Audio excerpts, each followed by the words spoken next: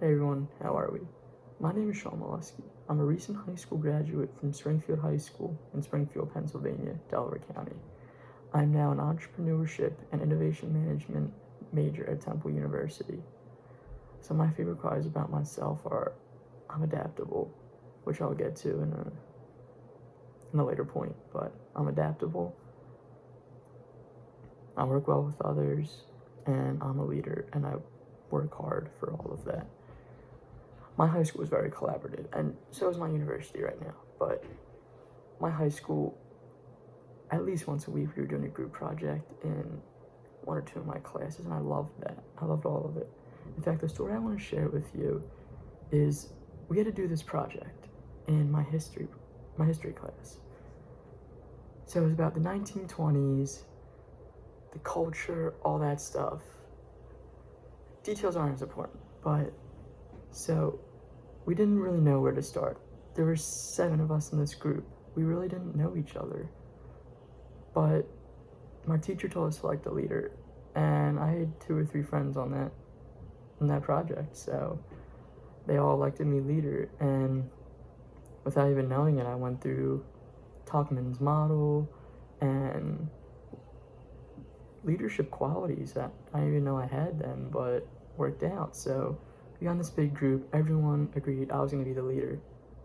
I went through Tuckman's model, which I'll get to again later, but we got through the project. We got 100%. Our teacher loved it, and we went to this project really not knowing each other, except for maybe 2 or 3 of us, and now we're all lifelong friends. So that's something I feel like I can bring to the table, and I can bring all that stuff really well. Thanks. So my biggest challenge in life, that's an easy question for me to answer, and I hate to say it, but it really is true. For me, I was diagnosed with Crohn's when I was 11 years old. If you don't know what Crohn's disease is, it's pretty much the inflammation of your bowel and your intestines. So your body really can't grab nutrients from the food, and it makes you really sick and malnourished, which is what I went through a lot of my life. But so I'm gonna tell you one specific story out of the many, many stories and challenges I have with this. Not about my feeding tube or the countless amounts of medicine I've been on, not knowing the name to a lot of them actually, to tell so many I've been on. But this time, the story is actually when I was off medicine. So I was completely off medicines because I developed antibodies to the drug I was using at the time.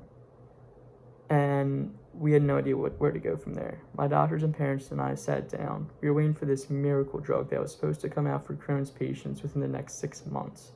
But for me, that's a long time to go with no medicine and letting the disease just run completely, like with no check. So I had 2 options. Let the disease run with no check, no medicine for half a year, or take a medicine while we're waiting for this drug to come out, but we don't know how this medicine could affect the new drug.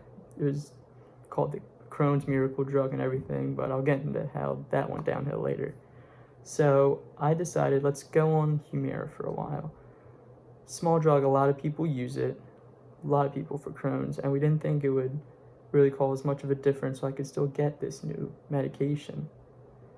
We went back for scans 4 months later to make sure everything was looking as it should to get ready for this drug.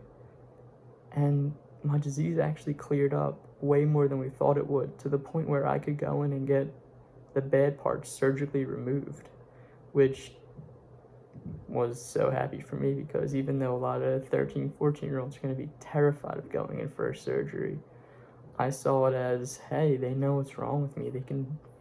I finally might be able to fix me. And I went to that surgery room. They took out what they needed to do, and I've never been better. So I adapted to that story shows how I'm hardworking. If I want it, I'm gonna go get it, and I'm adaptable. Whatever happens, even I made the right decision in the end. And as a 13, 14-year-old, that's not easy to do, but that story taught me a lot and helped me to be where I am today and be the man I am. Wow, it's a big question. learned a lot in business school already, and if you don't mind, I'd like to take a couple seconds, just kind of think of my answer and give you the best possible answer I can so I can really impress you. Is that all right? Thank you. I appreciate it.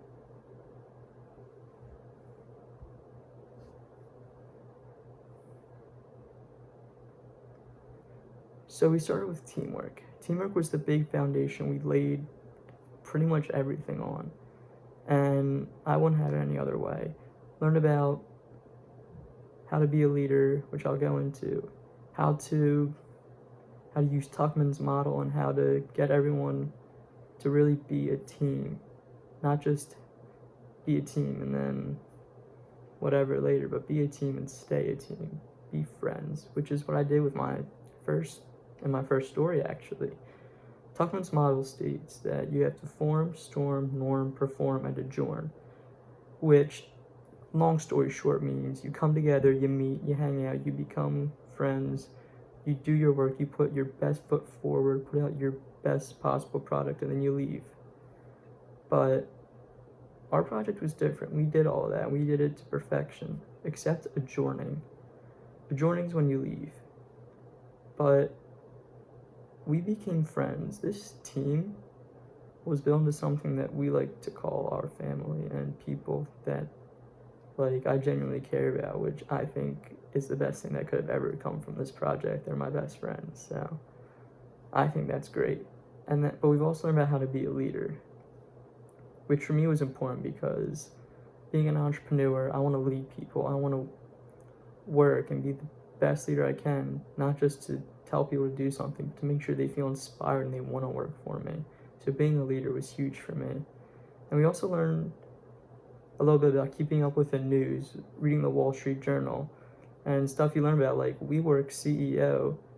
They kind of went down a bad path. I'm sorry to say it, but the ethics weren't there in the CEO, and ethics are definitely something I'm big on, so that's not somewhere I'm really shooting for the stars. Not taking my shots with that company is the best way to say it. And then we learned how to listen, which I think is the most valuable asset yet, because you can always listen, and today's day and age, we don't have many listeners. And finally, we learned about culture. And culture is how you fit into a company, how the company feels. And that's why I came here, because of this great culture, and I hope you have me. I'd like to end with asking if you have any questions for me.